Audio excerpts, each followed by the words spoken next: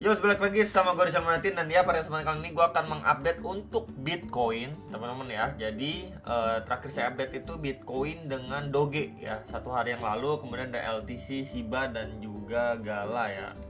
Kurang lebih 10 hari terakhir ini saya hanya update 4 video. So, kalau melihat untuk rilis data tadi malam, sebenarnya core PPI, kemudian PPI itu mengalami kenaikan, teman-teman. Nah, berikut juga dengan rilis data sebelumnya.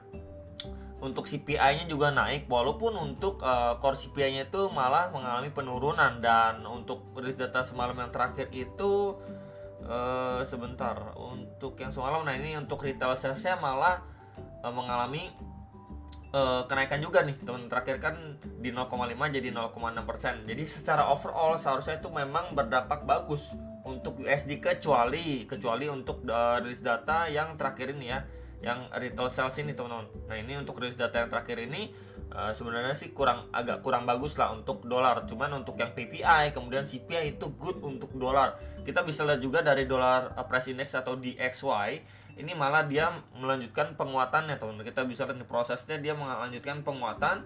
Dan ya, ini sedikit bisa dibilang, bukan sedikit juga, lumayan bertolak belakang lah. Biasanya kalau misalkan dolar mengalami penguatan dan market crypto biasanya keterbalikannya, dan begitu sebaliknya juga. Kalau misalkan DXY melemah, berarti ada potensi untuk market crypto mengalami rebound atau kenaikan. Nah, kalau misalkan melihat untuk pergerakan seperti ini, berarti kita melihat sebuah anomali ya, anomali movement di market. Dimana kita tahu juga untuk isu yang terakhir yang lagi hot dibahas itu adalah FTX ya. FTX akan ngedam lah, jualan lah, dan lain sebagainya asetnya mereka, dan salah satunya itu ada di cryptocurrency, khususnya Bitcoin. Nah, cuman kita melihat untuk rilis data harusnya memang kita bisa lihat tergambar dengan cukup jelas berdampak positif untuk dolar. Ya, cuman malah di saat yang bersamaan juga Bitcoin itu atau cryptocurrency malah mengalami penguatan juga. Nah, takutnya ya ini hanyalah sebuah another perspektif ya, teman-teman. Kenaikan yang ada di market crypto bisa saja hanyalah untuk mencari mangsa untuk apa? Untuk the bigger player ya, seperti FTX dan lain sebagainya. Mereka bisa jualan. Jadi dibuat seolah-olah market itu oke, naik, wah ini kok anomali ya, waktu dolarnya naik ke pump dan lain sebagainya, kripto juga wah kayaknya ini siap buat rebound lagi, siap lagi ke 30k lagi, siap ke 32 35k lagi. Nah, waktu orang-orang udah sweep gitu ya dari posisi shortnya atau biasnya mereka untuk nge-short, ya waktu disitulah bisa mereka jualan barang ketika memang sudah banyak orang yang berbondong-bondong beli untuk ngedorong market lebih naik lagi. Nah, di situ langsung di-cut, langsung akhirnya drop signifikan lagi, teman-teman. Dan ini yang perlu diwaspadai ketika memang kita bisa lihat secara daily. Sebelum ini berangsur-angsur semenjak awal tahun 2022 sampai terakhir kali ini di Oktober 2022, si dolar ini mengalami kenaikan terus-menerus dan akhirnya dia breakdown ya. Kita bisa lihat di sini untuk chart patternnya, dia turun akhirnya ya. Dan waktu turun pun kita lihat di sini sempat ketahan juga ya di dalam sebuah chart pattern juga di sini sebentar. Oke, nah di sini seperti bergerak di dalam sebuah channel, dan akhirnya ini dia mampu untuk break, teman-teman. Ini break dari channel ini. Jadi kalau misalkan kita lihat juga untuk rilis datanya mendukung untuk dolar mengalami penguatan, dan ya kita mungkin bisa ekspektasikan dia masih lanjut naik, ngejar next area target di sekitaran 107,5 ya. Dan kondisi seperti ini pun kalau kita lihat untuk rilis data terakhirnya itu bisa mengundang The Fed, khususnya Jerome Powell, untuk hawkish kembali. Dimana memang dia kita lihat ya, rilis data CPI itu berangsur-angsur mengalami penurunan dan akhirnya rebound. Ya, naik dari 3% ke 3,2, kemudian terakhir naik ke 3,7%. Berikut juga dengan data PPI-nya.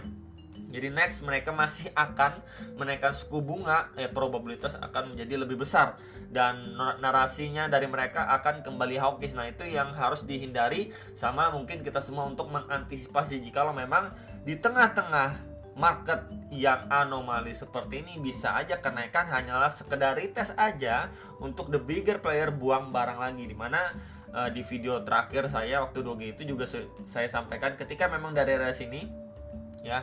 Si Bitcoin malah naik dulu gitu ya, bukannya drop, fake out dan lain sebagainya, dia malah naik dulu. Bisa aja sekedar retest aja nih teman-teman, sekedar retest aja ya, before dia akhirnya another rejection dan bantingan lagi. Bisa aja hanyalah membuat sebuah lower high aja gitu ya, kenaikannya terbatas dan akhirnya drop signifikan lagi.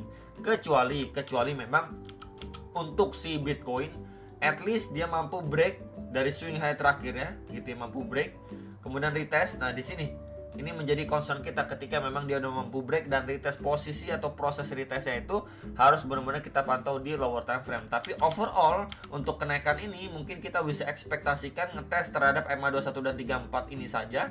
Lalu kita lihat apakah di sini akhirnya benar-benar hanya bikin tail candle panjang gitu ya, buntut panjang, closing candle di bawah secara daily, dan ya itu bisa mengundang reaksi seller datang lebih signifikan lagi, bahkan ngedrop sampai 24.900 lagi gitu. Jadi sekali lagi ini menjadi area concern yang benar-benar atau wajib diperhatikan dan diwaspadai untuk kita semua. Jika memang harga masuk ke situ dan malah closing candle-nya bikin jarum aja, nah itu bisa menjadi indikasi awal untuk market bisa aja kena banting lagi lah teman-teman. Ya berarti kenaikan yang ada pada saat ini kita bisa lihat anomali yang ada ya dengan rilis data di XY-nya dan juga Bitcoin-nya bisa saja hanyalah sebuah trap atau perangkap sebelum dia melanjutkan penurunan lebih lanjut lagi gitu ya.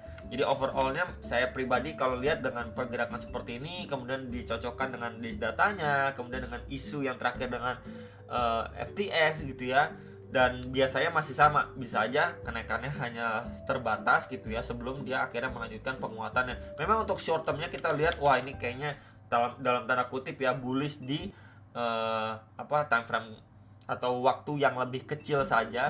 Kalau untuk perspektif yang lebih besarnya overall dia masih bisa dibilang untuk lanjut turun lagi ya, sebelum memang adanya indikasi benar-benar dia mampu break untuk ke new high level lagi. Cuman kalau kita lihat juga pergerakan makin lama setelah kita bandingkan penguatan sebelumnya di sini ya. Kita lihat di sini. Di sini mengalami penguatan. Oke, satu ini penguatan, kedua, lalu ketiga kita lihat di sini. Proses penguatannya ini dari yang pertama, kedua, ketiga makin lama itu mengalami momentumnya itu pelemahan dan akhirnya dia masuki fase koreksi lagi. Nah ini kita bisa lihat ini proses yang terjadi ya, tuh makin lama kita lihat memang adanya pelemahan dan ya bisa aja lanjut koreksi dulu ya, ngejemput order lebih banyak lagi sebelum akhirnya dia mampu benar-benar rebound ya, momennya itu lebih pas, lebih kuat lagi, strongnya dan lain sebagainya ya. Bisa aja hal seperti ini terjadi kalau misalkan kalau dari saya pribadi melihat dari momentum buyersnya, kita bisa lihat di sini dari November 2022, kemudian penguatan di Maret 2023, kemudian terakhir ini penguatan di Juni 2023. Makin lama memang mengalami pelemahan momentumnya. Jadi kalau misalkan dia drop sekali lagi ya untuk nge-grab lagi buying power yang lebih besar dan akhirnya mampu benar-benar rebound, dan ya menurut saya itu masih ada probabilitas lah ke sana. Kalau menurut teman-teman bagaimana, bisa di komen di bawah video ini. Oke, next akan coba saya bahas untuk si Bitcoin secara hourly time frame ya. Jadi ini adalah pembahasan terakhirnya ketika dia memang kena reject dari box merah kedua, dimana itu resist di sekitar 26.500-an dolar dan koreksi. Dan ya waktu pembahasan kemarin ini teman-teman ya, nah di sini ini menjadi area krusial di retracement atau Fibo 0,5 sampai 0,3, itu di sekitar 25.700 sampai 25.900 dolar. Dimana di area situ juga di sini ada box putih yang sebelumnya berfungsi menjadi tahanan atau area support. Jadi ketika memang harga ini naik, kemudian di sini kena reject dan koreksi, ini menjadi area tahanan yang benar-benar penting untuk si Bitcoin ya. Jadi kalau misalkan di sini mampu bertahan, at least dia lanjut naik dan ya progresnya sekarang dia cukup struggling ya untuk benar-benar break dari area sini. Ini sekali testing kena reject lagi. Tapi perlahan-lahan dia mengalami penguatan lagi, tapi sekarang ini ya masih struggling ya, belum benar-benar mampu break dari area situ dengan cukup powerful. Ya, ini di sekitar 26.600-an, 26.700-an dolar gitu. Dimana kita lihat juga pada pergerakan sebelumnya, di sini kita bisa lihat rejection terjadi, di sini juga rejection terjadi. Jadi level-level kisaran situ masih rawan sekali, bisa aja naik terbatas ke kisaran sini aja, berusaha untuk ngebreak dan akhirnya bisa aja malah gagal. Nah, untuk kalau dari area sini mampu break gitu ya, lanjut naik lagi, next kisaran berapa, Bro? Next itu di sekitaran area ini tuh. Nah, di sini. Level area ini terakhir kali sebelum harganya benar-benar drop signifikan. Ini di sekitar 27.170 sampai 27.400-an dolar ya, untuk teman-teman yang nanyain untuk next area target si Bitcoin kisaran berapa. Tapi sekali lagi waspada, kalau misalkan di sini kita tarik garis juga teman-teman ya. Seperti di sini kita tarik garis, terbentuk sebuah trendline support. Ini untuk Fibonya saya hapus saja karena terlalu ramai. Ya, trendline support di sini, dan pergerakannya pun benar-benar cukup rapi nih. Ya, di trendline support ini ketahan, dan juga area trendline resistance ini. Coba saya hubungkan ya dari top to the top, dan ya ini menjadi concern saat ini. Ya, berpotensi bergerak dalam sebuah channel atau rushing wedge teman-teman ya, untuk secara time frame 1 jamnya. Sekali lagi perlu sekali diperhatikan, kalau memang dari area sini mampu breakdown retest ya, ini bisa aja ngelit si Bitcoin drop lagi at least untuk mengejar next area target di 25.700-an ini. Ya, kalau misalkan dia akhirnya terbreakdown, tapi kalau misalkan dia mampu breakout pun next area target di box merah next area ini. Ya, teman. Jadi palingan itu yang bisa saya update untuk Bitcoin, hopefully bisa terbantu, dan sampai jumpa untuk next video sama profit.